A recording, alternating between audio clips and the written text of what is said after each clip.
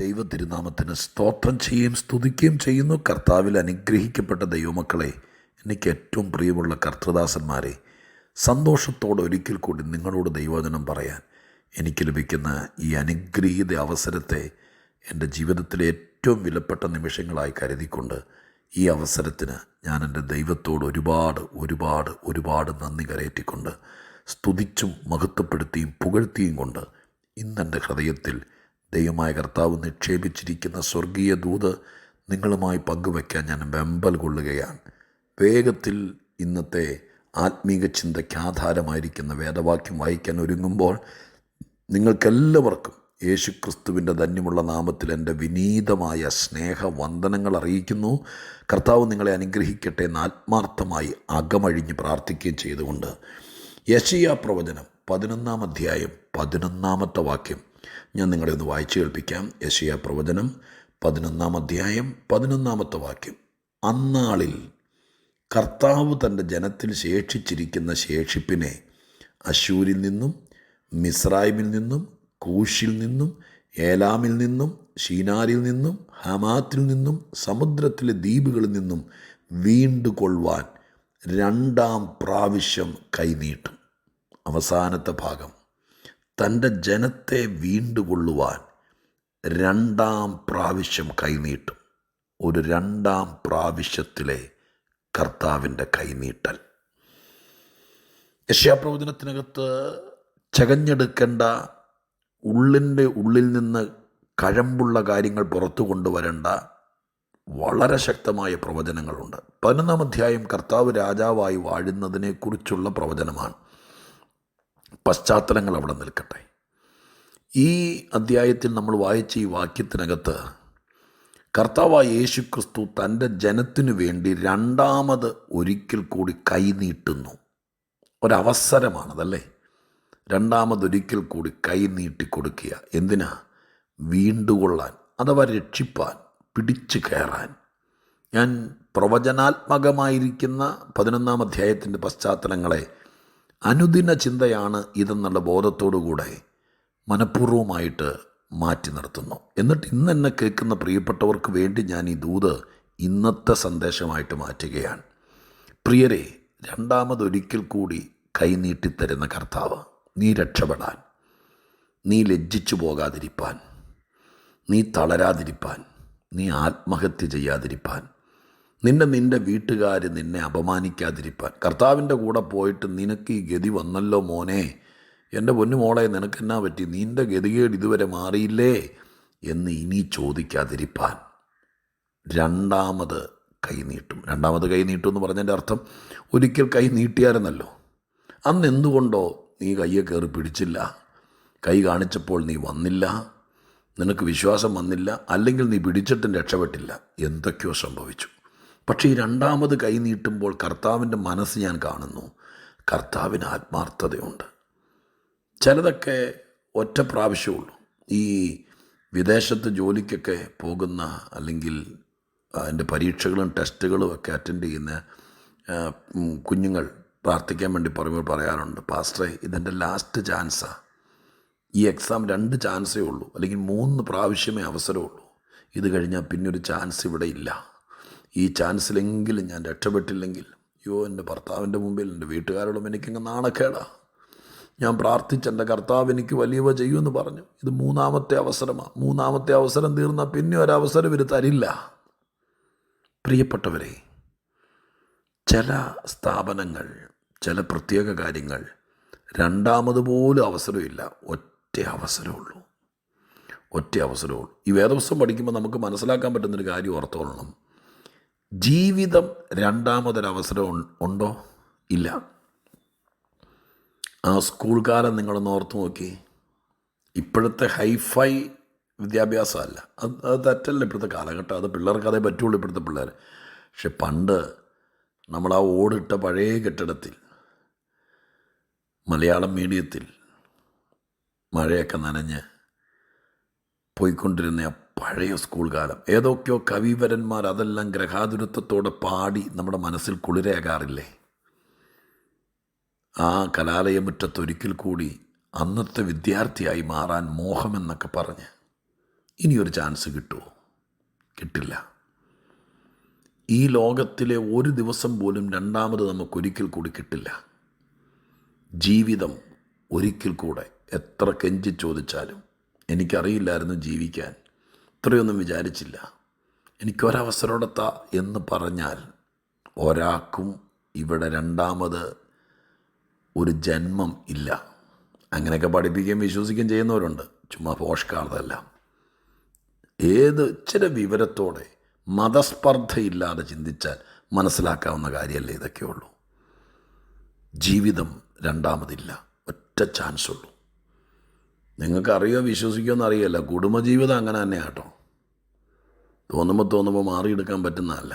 വേദപുസ്തകത്തിൻ്റെയും ഈശ്വരചിന്തയുടെയും ദൈവത്തിൻ്റെ അടിസ്ഥാനത്തിൽ ഒറ്റ ചാൻസ് ഉള്ളൂ. ഫാമിലി, അപ്പൻ അമ്മ മക്കൾ, അവരൊന്നിച്ച് കഷ്ടമാണെങ്കിലും പ്രയാസമാണെങ്കിലും, ഭാര്യ ഭർത്തൃബന്ധം 10-35 കൊല്ലം, 10-45 കൊല്ലം, ചിലപ്പോൾ അതിൽ കൂടുതൽ, ഒറ്റ ചാൻസ് ഉള്ളൂ. എന്തെങ്കിലും പറഞ്ഞ് ഒന്നും രണ്ടും പറഞ്ഞ് മൃഗത്തെ മാറുന്നത് പോലെ പങ്കാളിയെ മാറാൻ പറ്റുമോ? സത്യത്തിൽ ഒറ്റ ചാൻസ് ഉള്ളൂ. അപ്പോൾ ഒരുപാട് പേര് ചോദിച്ചേക്കാം, അയ്യോ അങ്ങനെയാണെങ്കിൽ ഞങ്ങളുടെ കാര്യം. ഇന്നലത്തെ മെസ്സേജ് ശലോമോൻ്റെ പ്രാർത്ഥനയെക്കുറിച്ചായിരുന്നു. നിങ്ങൾ കേട്ടോന്നറിയില്ല. കേൾക്കണം, എല്ലാ ദിവസവും കേൾക്കണം. ഞാനിത് 24 അവറിലേക്ക് ഇത് ഡിലീറ്റായി പോകത്തക്ക രീതിയിൽ ഞാൻ സെറ്റ് ചെയ്തിട്ടിരിക്കുക. കാരണം എൻ്റെ മൊബൈലിനകത്ത് ഇത്രയും ആൾക്കാർ അതെല്ലാം കൂടി കിടന്നാൽ ഇത് മുമ്പോട്ട് പോക്ക് നടക്കുകയില്ല. അപ്പോൾ നിങ്ങൾ എത്ര കരഞ്ഞാലും നിലവിളിച്ചാലും അന്നന്ന് കേൾക്കുക എന്നുള്ളല്ലാതെ വേറെ രക്ഷയില്ല. അല്ലെങ്കിൽ വേറെ ഏതെങ്കിലും മീഡിയയിലേക്ക് നിങ്ങൾ കൊണ്ടുപോയി സേവ് ചെയ്തിട്ടേക്കണം. കാരണം ഈ സന്ദേശം തരുന്നത് ഇന്നത്തേക്കുള്ളതാണ്. അത് കേട്ടില്ലെങ്കിൽ നിനക്ക് പോയി, അത്രയേ ഉള്ളൂ. ഇതൊക്കെ ഒരു ഡിസിപ്ലിൻ്റെ ഭാഗമാണ്. ഒത്താ കേൾക്കാം, ഇല്ലെങ്കിൽ കേൾക്കാമെന്നൊക്കെ ഉള്ളത് അങ്ങേക്കിരിക്കും, അതുപോലെ ഇരുന്നോട്ടെ. ഞാനിപ്പോൾ ഇത് കേൾക്കുന്ന കാര്യമല്ല, ഏതാണെങ്കിലും ഒരു ഡിസിപ്ലിൻ ഉണ്ടാകണം. അപ്പോൾ ഇന്നലത്തെ സന്ദേശത്തിനകത്ത് അവർ മടങ്ങി വരും, അവർ വരും നിശ്ചയം, അതായിരുന്നു ഹെഡിങ്. അപ്പോൾ ചിലരൊക്കെ എന്നോട് ചോദിച്ചു, എനിക്ക് ആ മെസ്സേജ് എൻ്റെ ഹൃദയത്തിനകത്ത് ടച്ച് ചെയ്തു.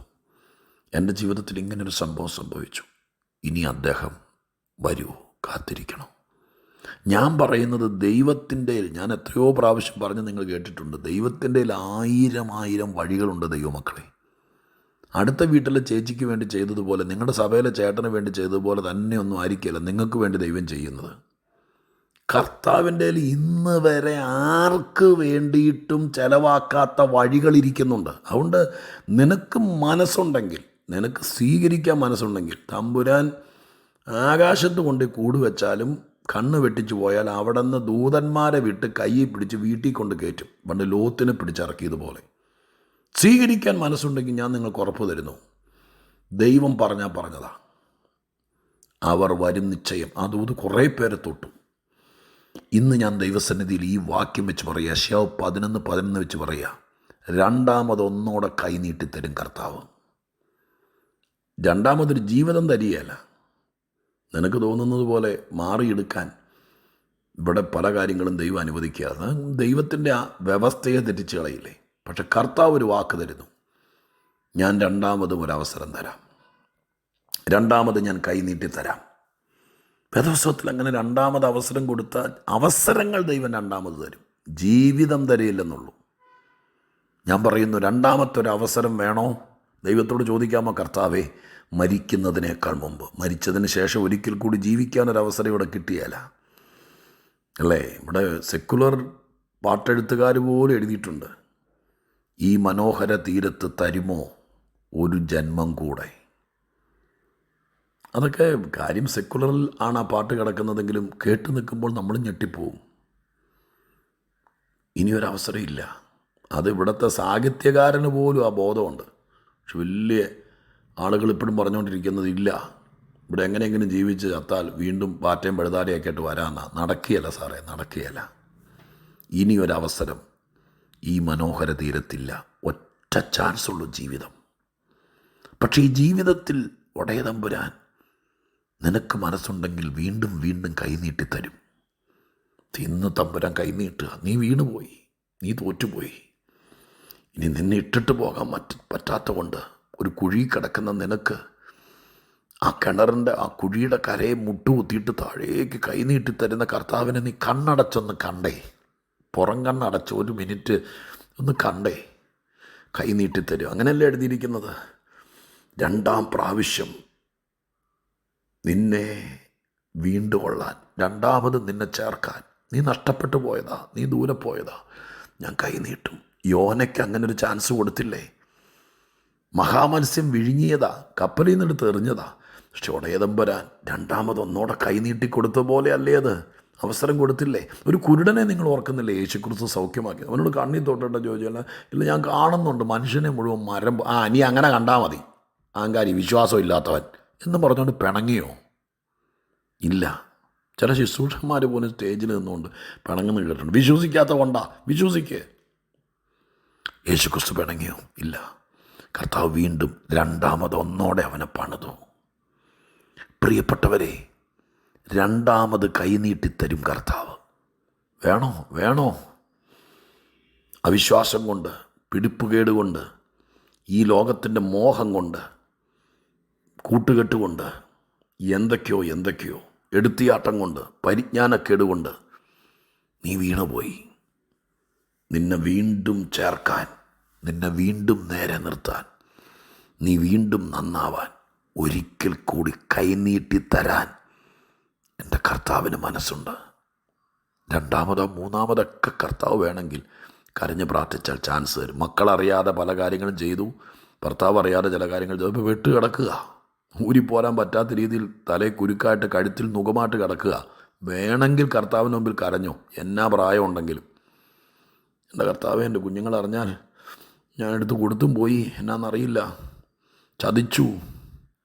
കർത്താവിനോട് പറ, ഒരു ചാൻസോടെ ഞാൻ അവിശ്വസ്തയായി തീരാതിരിക്കാൻ, എൻ്റെ കുഞ്ഞുങ്ങൾ മരുഭൂമി കിടന്ന് അധ്വാനിച്ചത് ഞാനായിട്ട് നശിപ്പിച്ചു എന്ന് പറയാതിരിപ്പാൻ, എൻ്റെ അപ്പൻ അധ്വാനിച്ചത് ഞാൻ കൊണ്ടുപോയി തീർത്തു എന്ന് പറയാതിരിപ്പാൻ, ഒരു ചാൻസോടെ ഈ കടം വീട്ടാൻ, ഈ കടപ്പാട് നിർവഹിക്കാൻ, ഈ പൊളിഞ്ഞു പോയതൊന്ന് തിരിച്ചു പിടിക്കാൻ, ഒന്ന് നേരെ നിൽക്കാൻ ഒരിക്കൽ കൂടി ആ കൈ നീട്ടിത്തരുമോ?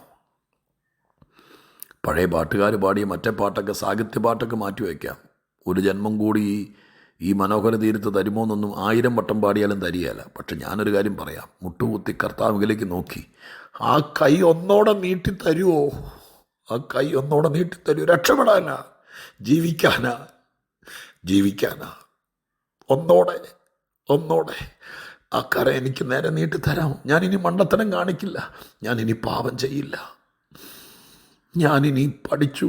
ഒരു ചാൻസോടെ ആ കൈ നീട്ടിത്തരുമോ എന്ന് ദൈവത്തോട് ചോദിച്ചാൽ, ഈ 11-ാം വാക്യം ബൈബിൾ തുറന്നു നോക്കണം, അടിവരയിടണം.